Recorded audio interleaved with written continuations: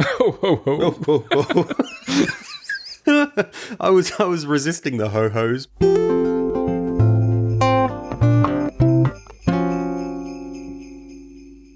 So, Tim, Christmas episodes. No show is complete if there hasn't got, like, a Christmas episode. I know. And this is not just a UK thing, is it? I know you have Christmas specials for shows over there, but there's often the random Christmas episode in American shows as well. It's a time-honoured tradition. It does seem more of a British thing to have, like, a special episode come out at Christmas over that 3 or 4 day period. The Office Christmas specials are, like, one of my favourite TV shows ever. The British Office. Yeah, that's what I mean. Real Christmas specials. Whereas America, they'll just have one episode, which is kind of a normal episode, except there's a Christmas tree up and someone's stuck at an airport and can't get home. Yeah. Or, in time for turkey. And also, in America, they seem to have Christmas like 3 or 4 times a year as well. Yeah, that's right.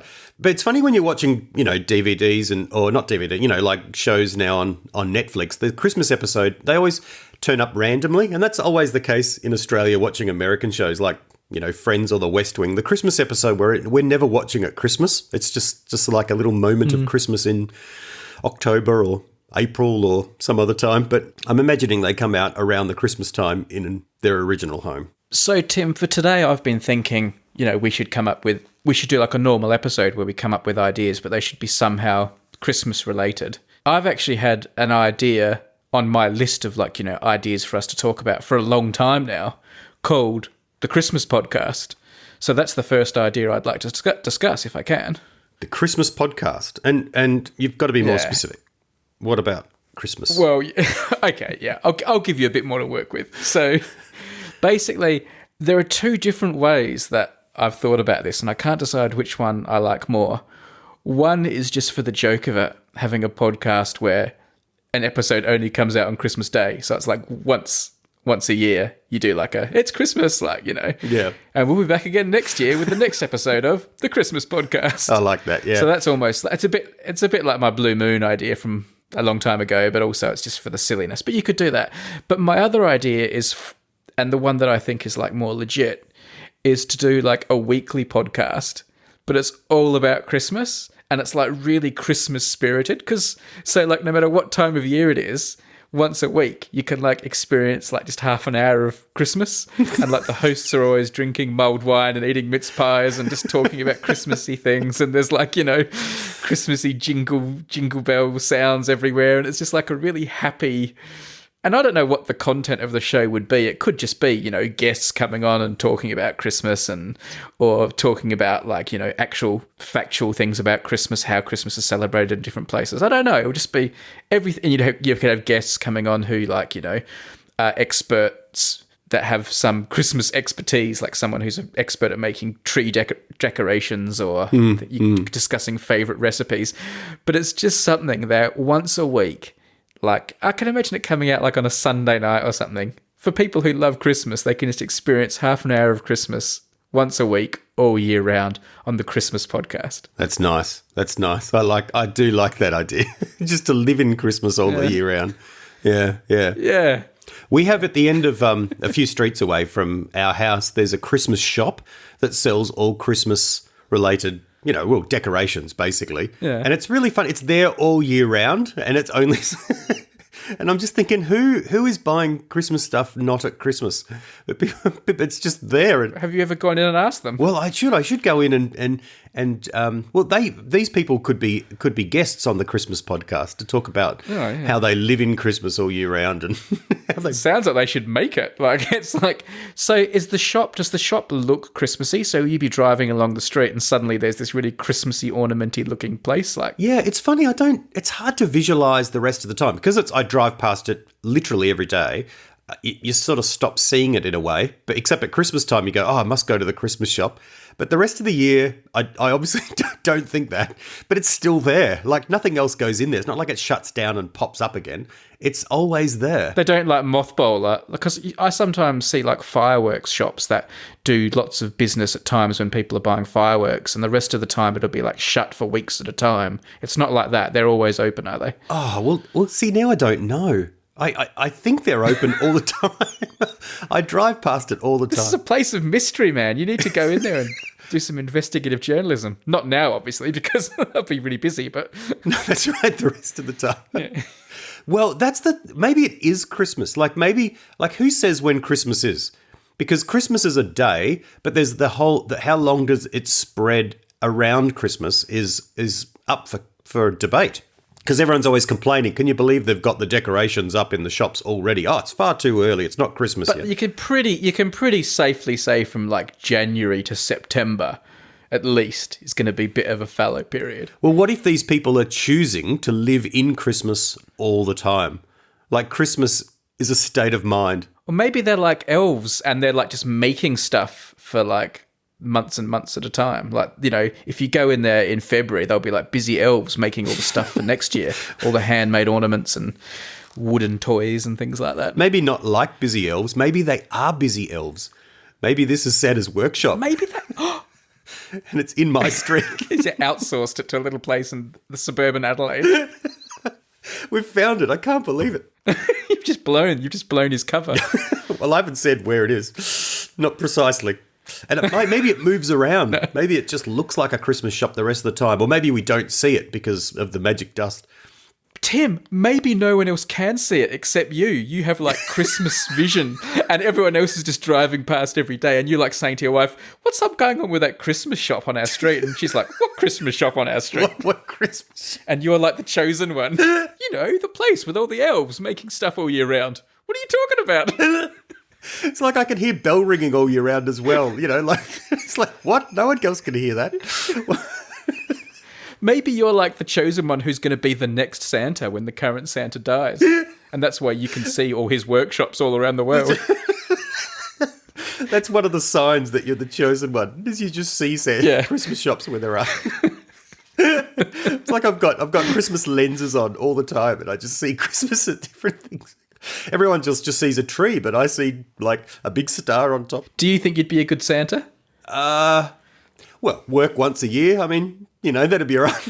Yeah, eat lots of cookies. Yeah, eat lots of cookies. I think you'd be a good Santa, although I've never seen you with a decent beard. No, the beard's a weak spot. But maybe Santa just puts on the beard. Because beards are he only needs it, you know, for the photos. No, go away. Santa's beard is real. I don't think I am the chosen one. I think I've just disqualified myself with those words. That shop's just vanished from your street now. That's right. It's back to being Bikes R Us or something like that. So anyway, Christmas podcast. Would you listen to it? I don't think you would you? Well, no, of course not. I would check it out. I mean, it would be fun to Christmas podcast and just listen to it all the time. I tell you what I do is I often will just hum or sing a Christmas carol. I you know, like a long time ago in Bethlehem, you know, Mary's boy child, I'll just sing, I'll get it as an earworm and I'll sing carols at different times of the year. Like in June or something. That's right, yeah. I don't need it to be Christmas to sing Christmas carols. I'll just be singing a little tune and they'll come to mind. And in that moment, you kind of feel a bit Christmassy, you know, you feel the ambience and the atmosphere and whatnot. When I say Christmas to you, what do you think of? Like, what imagery does it conjure up in your brain? I think of immediately a decoration that used to be on our tree when I was a kid, which is of a little reindeer with felt on it. Ah. Honestly, I think of this little reindeer, because I went looking for it once because I thought it would be at, you know, Mum's house amongst old boxes and I couldn't find it anywhere. But it's the thing that comes to mind when I think of Christmas, this particular decoration for some reason. Ah. What about you? So the thing I think of is, you know, I mean, you will know what this is possibly. Not many other people listening will, but do you know the Magic Cave that used to be in John Martin's shopping in Adelaide? It's like a grotto where you can go and visit Santa. Yeah. In the toy department of a big shop in Adelaide. So, which is, now I think about it, is the most cynical ploy ever, because you had to literally walk through the toy department of John Martin's to get to see Santa. So it was like this ultimate honey trap for kids. Yeah. So anyway, my mum bought 2 big red cloth sacks with a big picture of Santa's face on it and Magic Cave written underneath in like called beautiful script, and you could have them customized at a time when having things customized wasn't that common. And she had one with my name written on it, so it's a big Santa face, Magic Cave, big red sack, and Brady in white letters on the bottom. And another one was for my sister, a matching one for my sister. And every Christmas we would leave that sack out like next to the tree, and then the next morning when you'd wake up, Santa will have filled the sack with presents. So what was an empty sack the night before was now bulging with presents, and it was like so exciting to like, you know, like your head would explode. You'd woken up and you had a sack full of presents. It was amazing. So like that picture of Santa on the sack is what I think of. And funnily enough, a few years ago, I was back in Australia and my mum still had them and like handed them over. And I've now got it back in England. Oh. And actually my wife just got it out a couple of nights ago from the box of decorations when we were doing the tree. She's like, oh, look, here's your sack. So I've still got the sack. And sometimes like my presents will get put in that on Christmas morning still now. You know, now it's just like 1 or 2 presents. It's not like overflowing like when you were a kid. So that picture, that image of that sack and Santa's face on it is like the image of Christmas that's like burned into my retinas. I love that sack. That's great. That's a cool keepsake to have. I'll take a picture of it if I get time, and I'll put it in the description for the show. So if people want to go and click on it, they can look at my magic Santa sack. When you went to John Martin's, which is no longer there, by the way, yeah, did you believe that was Santa? Were you going to meet Santa? It was so long ago but the answer would have been yes at some point. But you were like... Spoilers, by the way, here, man. Spoilers. Remember, there are young ears listening. Perhaps. Yeah, that's true. Actually, that's true.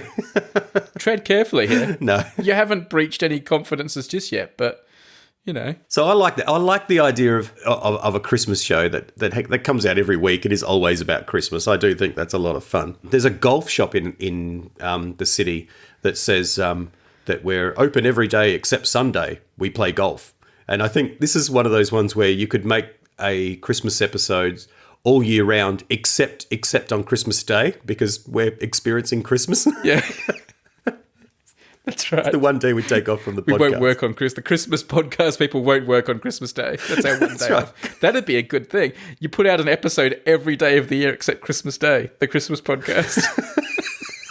I love it. Yeah, that's cool. All right, what have you got?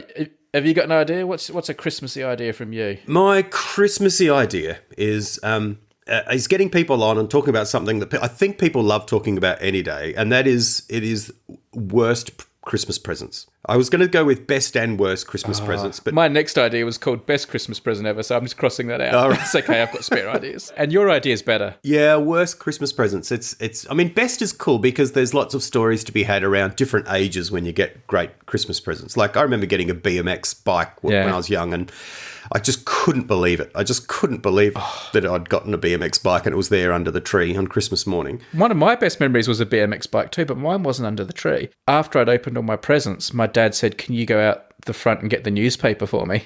And I opened the front door, and when I opened the front door, the BMX was sitting there on the front doorstep. Ready to go. That's cool. Red Devil. Ooh, yeah. That's awesome. Yeah, it was good.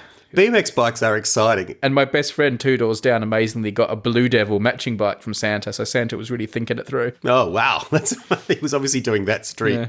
I always wonder why Santa gave me the Red Devil and Stephen got the Blue Devil. I always slightly liked the Blue Devil better.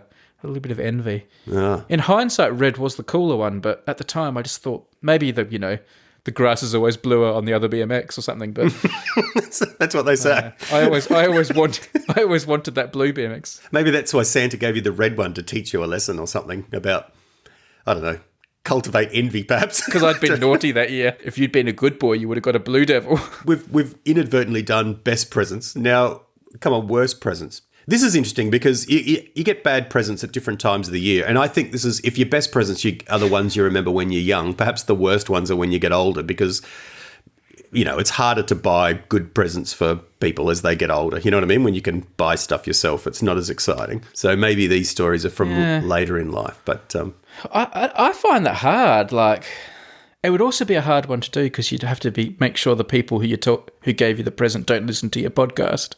That's true. Can you remember getting a present that you would describe as not good? Yeah, look, I can. And because I thought of this idea, I then thought, okay, I've got and something immediately came to mind. Yeah. Which is a present that I got, and I got it from my mum, who gives pretty legendary presents, I have to say. And yeah. But she gave me a present for Christmas a few years ago of Harley Davidson bookends, which... I pulled them out of the box and I'm looking, and these bookends are at the... They're shaped like a bike? Yeah, like one end is the back of a Harley Davidson motorcycle, and the other bookend is the front. Yeah. So when you put books in between, obviously it looks like a long Harley, but it's this big, Nice. chunky thing. And I actually kept them and took them to work because they felt so legendarily. And it's so bad they're great. Yeah, that's right. What was the thinking? Because you don't ride a motorbike or Well, anything. no, but so- I used to, but not a Harley Davidson. Like I'm not really a Harley Davidson kind of person, but I did have a little scooter, like a little Vespa scooter, and in fact, I had a whole series of them because they kept getting stolen, and then I had to replace them. But Mum I zipped around town on it because I just loved it, and it's a great way to get around.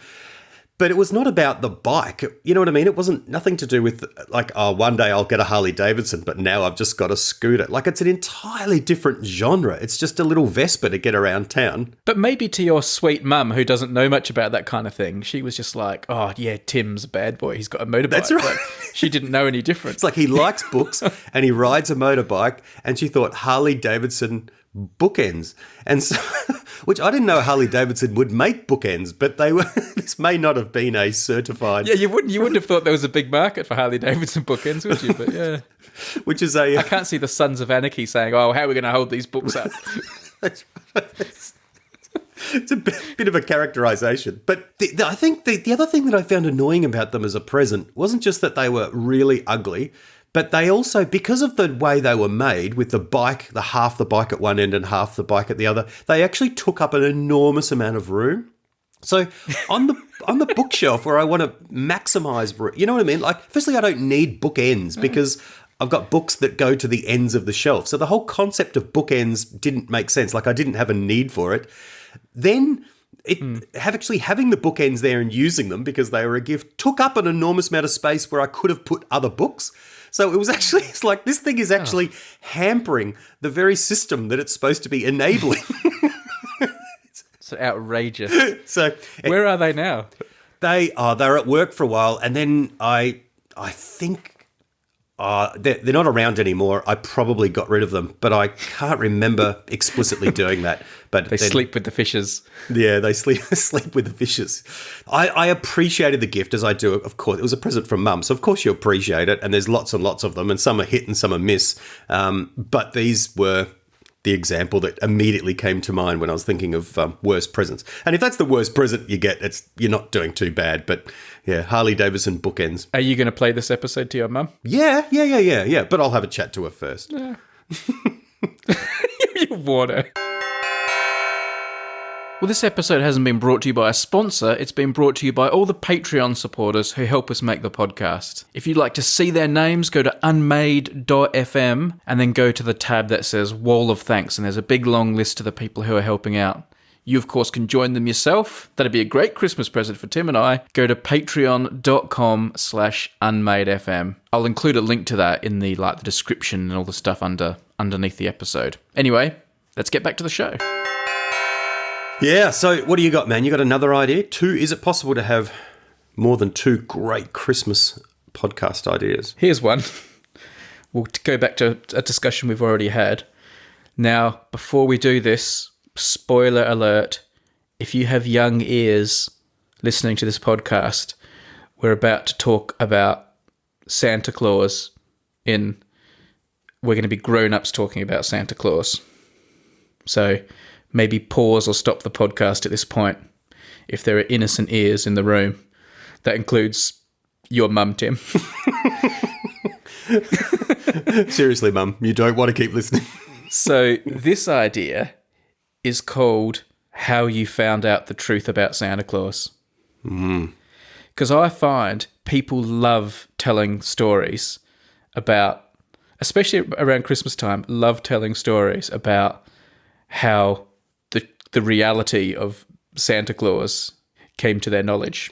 So, hang on. Having given the warning, are we still going to dance around? All right, Santa Claus isn't real. I said it, right? I said it. I just thought because you're the chosen one, maybe I should be careful. May not be real, is unlikely to be real. Are you an atheist or an agnostic on this? Because it's never been totally disproven. How did you find out that it isn't Santa Claus who gives you presents every Christmas? I asked Mum the question outright. I had suspicions because my parents went to great lengths to perpetuate it. In fact, it wasn't even Santa Claus for a long time because we have a Dutch heritage on my father's side. So there was Saint Nicholas, who comes on a white horse and all sorts of stuff.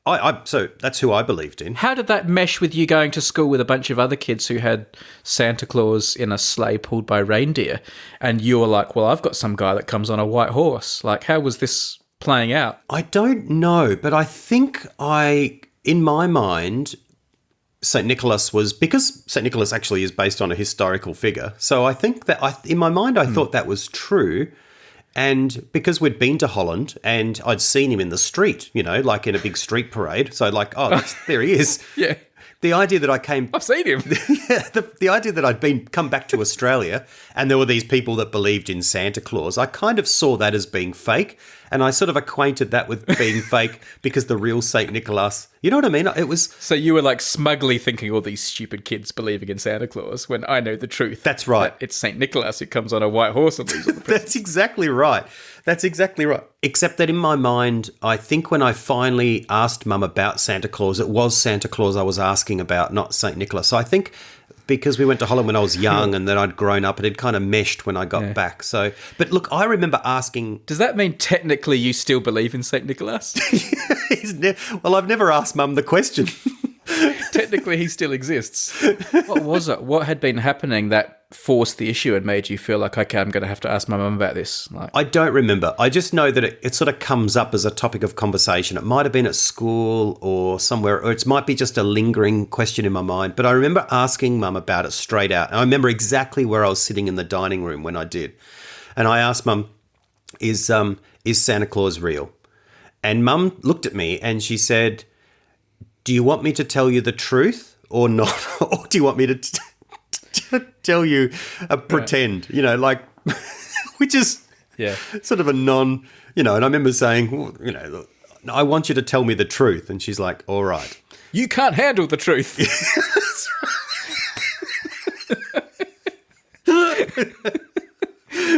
You need Santa Claus on that fence.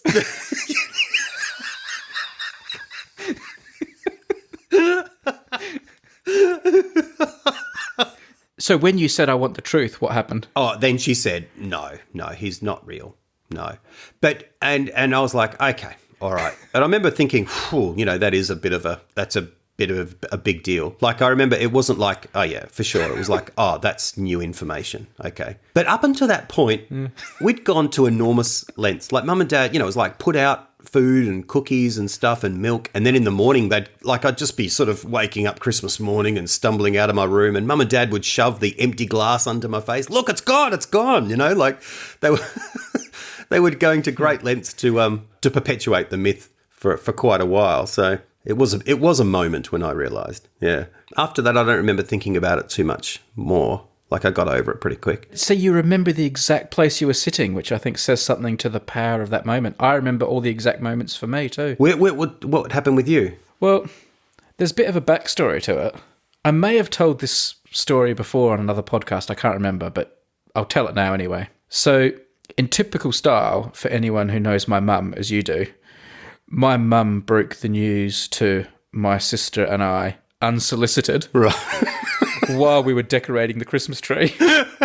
I felt like my sister was a bit deprived because she's 18 months younger, so she had 18 months less magic than me. And I remember we were kind of a bit shell-shocked. And like in this kind of moment of despair, we were still like grappling with important questions. And I remember one of the first things I said after finding out the trip, obviously the first thing you ask is, well, where do the presents come from? Like, there's an obvious hole in your logic here, Mum, because how come I get presents every Christmas morning? That's right. And then she was like, well, your dad and I put them there. And it was like, that's interesting. It's generous of them. Yeah, I can see that now. And then you sort of start putting the pieces together, and then in a breathless voice, I think I then asked, what about the Easter Bunny? And Mum was like, yeah, same, not real. Well, and then there was this like final desperate moment where I was like, the Tooth Fairy? Nah. Nah.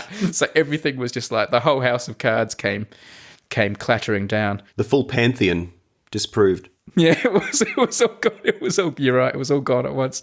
But I remember my mum was always like, wanted us to learn like adult lessons. And I remember the next day we were in the lounge room and there was a man coming who was like fitting curtains for us. And the man said, "So, are you kids looking forward to Santa Claus coming and giving presents?" And my sister and I were both straight away, "We know that Santa Claus isn't real. We know." Like we said that to him in this really like obnoxious way. Yeah. Because with our new knowledge. And Mum was in the room at the time. And this was like a learning moment for her. And she said, no, that's not what you do. Like if an adult asks you about Santa Claus and you're still young, you just kind of answer politely and go along with it. And we were like, oh, okay. That's what we do. We have to pretend that we don't know for the sake of, other kids and for, conversation with adults. But the other thing that we were told was you're not to tell other kids because a lot of other kids still believe and it's up to their mummies and daddies when they tell. Yeah.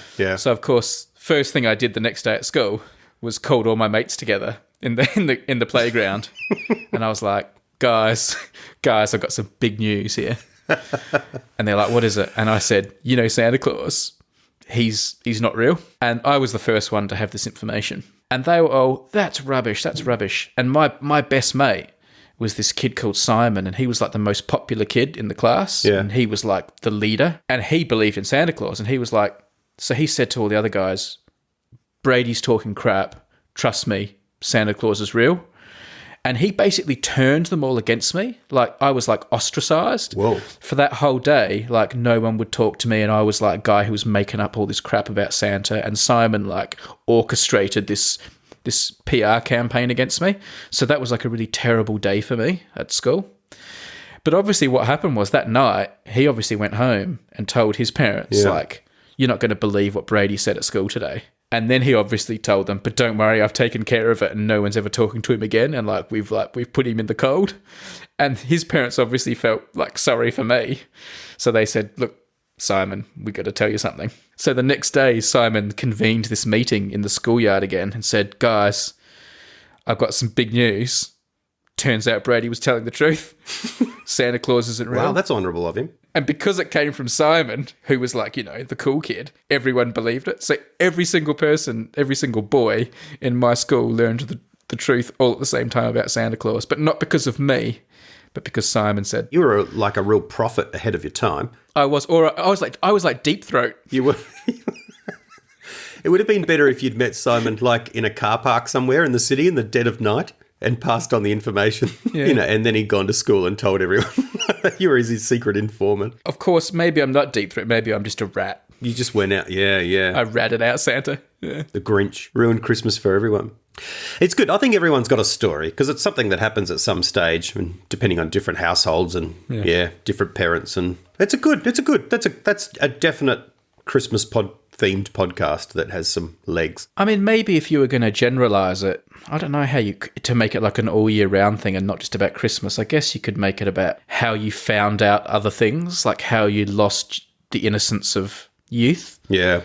Like, like you could deal with, I mean, some of them are quite sensitive subjects, but you could deal with, how you first found out where babies come from, or how you first found, I don't know. I'm trying to think of other moments where you'd lose that kind of childlike, pets having to be euthanized and things like that. All those moments where when you cross a Rubicon of knowledge and growth and maturity into a new world. Yeah. Do you think there's ever been cases where people have never been told the truth about Santa and they've just thought Santa stopped bringing me presents, and then they've had their own kids and thought, oh, I wonder if Santa's going to start bringing my kids presents, and like they haven't known the truth? So they haven't been able to, they didn't know that it was on them to get the presents, and they're thinking, why doesn't Santa bring my kids presents? Like, it would. Do you think that's ever happened? There's an idea in this around, how they talk about soldiers who are left marooned on an island during the war, and they continue to live for a decade after the war, thinking the war was still going on. Yeah. What if you were, that happened to you and you believed in Santa, and you could just continue to believe in Santa long after for some reason? Yeah. It is a story that falls down, and every film tries to disprove the disbelief, doesn't it? Every Christmas movie is kind of about the idea that a kid believes, adults don't believe, but then Santa comes along And there's always this moment of explanation, when Santa pulls back the curtains and says, look, this is how it works. This is how I make time stand still so I can deliver all those presents. And you know what I mean? Like, there's kind of they've always got different philosophical reasons as to how it's all possible. And But no, I find it more frustrating when they don't do that, though, like Miracle on 34th Street and things like that, where like the adults just choose to believe without proof and like even kind of a wink or acknowledgement that it's still not true. But the parents just decide like to believe because it's magical, like it's nice to believe. And you're thinking, no, you've just chosen to not think rationally anymore for no apparent reason. Like, I don't know, I find that more weird. Like, yes, he exists in all of us if we want to believe he's real. No, that's not how reality works. But anyway, what can you do? Yeah. There was a Christmas movie that I think the best Christmas. We've sort of morphed into Christmas movies now. It was inevitable. No, that's right. We could. We'll go with this for a bit because the Christmas movies. There's one that is not available on Netflix for some reason, and I find it really hard to find. Which is Santa Claus the movie. Do you remember Santa Claus the movie? Santa Claus the movie. Yeah, I mean, I bought it on iTunes. I've got it permanently on mine.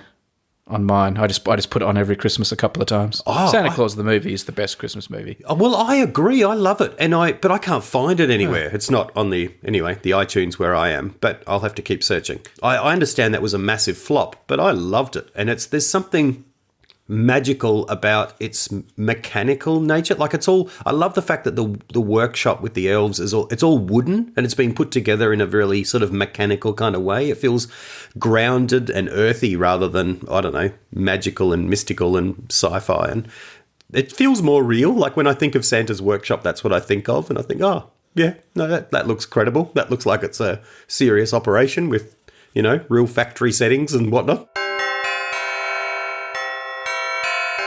My fourth idea is called Nachos for Christmas. This idea actually came from someone else when I was discussing the possibility of an idea. And they were talking about how people find the huge organised rituals of Christmas sometimes a bit overwhelming or expensive. She heard about a family that decided to basically kind of reinvent the way they did Christmas in a different kind of way. And they basically said, what do we want to eat? And they decided on nachos and ice cream. Nice. And so they, instead of doing, the turkey and then the ham and then the baked potatoes and then the Christmas pudding and the whole shebang, which falls on a couple of people to do a huge amount of cooking and organisation, because of where their life was at and what was going on, they decided to have nachos for Christmas. And I wonder if there's a podcast idea in sort of hints to simplify or to change or to make Christmas, like cheats in a way, are different and bearable and reinvented. And so my idea is nachos for Christmas, how to make an affordable Christmas or something like that. I like the title Nachos for Christmas, and I like the idea of talking about different people's Christmas traditions. I don't so much like the idea of making it cheap and affordable. Like, that sounds to me like a bit like worthy and a bit like, I don't know, like I just have a resistance to that kind of, it doesn't speak to me. But I do like the idea of speaking to different people that have different Christmas traditions for different reasons. And some of those reasons could have been budget reasons. We decided to do away with the expense and just have a bowl of nachos instead every Christmas. But so I like the idea of finding out what people do for Christmas and how everyone's Christmas is different from everyone else's. I wouldn't be too turned on by the idea of it all being about, let's make it more affordable. But, it's your idea. Well, that was, I think that was the motivation behind why this particular person, who I think they read it in a magazine somewhere. But of course there could be, there could be other motivations as well, because it wasn't just budgetary. It was also, and this is what we love to eat. This will be great. And they actually, I think, do it regularly now. They've done it again. Let's do nachos for Christmas because we love nachos and it's easy. So it's actually in some ways becoming their own ritual. Does your family have any like things they would always do on Christmas that all your friends thought was like weird or different, or, I mean, everyone thinks their Christmas is normal, but did you have any Christmas traditions that you later learned was quirky or unique to your family? I don't know if it was quirky, if we had any little quirky attributes. The thing I appreciate in retrospect, which was totally normal at the time, and this is normal for lots of people, I imagine, is we always had other people come and join us. So people from the wider community that mum and dad knew, who didn't have somewhere to go, particularly, say, some elderly people or other folks who didn't have a place to go, because there were just the three of us, because I'm an only child. But there were always more than three of us for Christmas, which was at the time seemed normal. And in retrospect, I look back and go, oh, that's great. I really, really appreciate that mum and dad did that. Yeah. But I don't think there's anything particular. There's lots of things in Australian culture that happen, like on after Christmas afternoon, you often get out and play backyard cricket. That's pretty standard for every day during the holidays in summer. But I think some families I know, that's a real Christmas thing. I've certainly found since moving to the UK and like having lots more American friends now as well, that there is that lack of understanding of how a Southern Hemisphere Christmas is different. Like, because now my Christmases are very cold and like cliched, like I used to see on TV, and maybe snow and, you know, very indoors and hot meals and that. But of course, I was brought up with that Australian Christmas and quite often cold food, and everything was outside and playing sport and swimming and going to the beach and that. And I feel like people here don't get it, or they do find it very strange, and it just never even occurs to them that there is that other kind of Christmas that you and I have had all our lives. When you talk about it with them, do they understand or think it's strange that Australians still use the same cultural attaché? So we still have a tree, and then we might put little bits of like stuff on it to imitate snow, and we spray paint the windows, and it's like 40 degrees sometimes in Adelaide, Celsius that is, and you've sprayed fake frost all over the windows. Yeah. From a Northern Hemisphere perspective, that must be strange. I don't think they're particularly aware of it, or it just plays to their kind of Northern Hemisphere-centric attitude anyway. They probably think, well, of course you'd have snow on your trees because it's Christmas. They probably just think that's more the right thing to do. And the other things we do, like swim in a pool or play cricket, are like the weird things. Yeah. Did you have anything that was, in retrospect, kind of really innovative or different or unique about your Christmas when you were young? It's not innovative, and I know a lot of people have this, but my favourite time for Christmas was Christmas Eve, because Christmas Eve was when we would go to my auntie and cousin's house, who I got along well with, and that was always a really fun night and a fun day. It was a fun day of playing cricket with my cousins, and then good food. My auntie's a good cook, and also lots of present exchanging was done then. That's when auntie and uncle would give presents to us, and we would give our presents to my cousins. Christmas morning was still when I got my Santa presents and my main haul from mum and dad. But that was always a really fun day and fun night, and impatiently waiting, okay, can we do the presents now? Can we do the presents now? And my happiest Christmas memories are all Christmas Eves up in the Adelaide Hills at my auntie's house. I like Christmas Eve too. We always sit around and watch carols by candlelight. The highlight of that is always when someone sings The Holy City, and I love that as a kid. It used to give me tingles, and it still gives me tingles now. I love that, and it feels like a great moment on Christmas Eve. So I've got one last idea. I know I'm not supposed to have another idea, but I'm going to chuck this quick final idea in. And the reason I want to do it is because this is actually a legitimate idea I've had for a while, for more like a YouTube channel. But I'm never going to make it, and it's never going to happen. And Unmade Podcast is my best chance to get it out there. So I'll say it's an idea for a podcast, but really it's more of an idea for a video series. All right. Every year we get our Christmas tree from a Christmas tree farm. Like a couple of weeks before Christmas, you go and you pick a tree, and then they cut it down for you, and you bring it home and decorate it. Yeah. But the problem is, if you leave it too late, the good trees are all gone. So now, about a month before, we go and reserve a tree we like the look of, and then a couple of weeks before Christmas, they've put a little ribbon around it so no one else can have it, and then we cut that one down and bring it home. And we've gotten to know the guy that runs the Christmas tree farm quite well, and I always talk to him about, what's the day after Christmas like? Because whenever I see him, it's like he's crazy busy. It's this insane time for him. Yeah. But I'm really interested in what happens the day after Christmas, and he has to manage the farm, and he's always planting new trees, and they're all at different parts of their growth life, and it's a really interesting idea, running this massive property full of Christmas tree farms. And he's busy all year round, with managing the operation, and obviously it's only busy with customers around Christmas. And he always tells me how he runs it and what he does, and I'm always really fascinated by it. And every year I say to him, you know what, you should have a YouTube channel just called The Christmas Tree Farmer. Because I'd be curious to know, what's he doing? What's the Christmas Tree Farmer doing in February? Like, what does he have to do? How is he managing his land? How are the trees and stuff like that? So my podcast idea is called The Christmas Tree Farmer, and it's just like weekly or monthly updates from a guy who runs a Christmas tree farm. Obviously, the marquee episodes are going to be around Christmas time. There are some people whose whole vocation revolves around one day a year. That's fascinating. Yeah. You know, he's just doing preparation for one day a year. And that's a good podcast idea, isn't it? And to call it one day a year, people who, you know, Halloween, Easter, the Super Bowl, you know, things like that. People whose whole business depends on just one day. One day. I like it. Valentine's Day. Yeah. Well, I hope you have a very Merry Christmas, Tim. I hope you have a Merry Christmas too. Thank you very much. And also a Merry Christmas to all the Unmade podcast listeners. I guess we should thank them for listening to us. Absolutely. Thank you. Merry Christmas, everybody. All right. from Santa's heir apparent.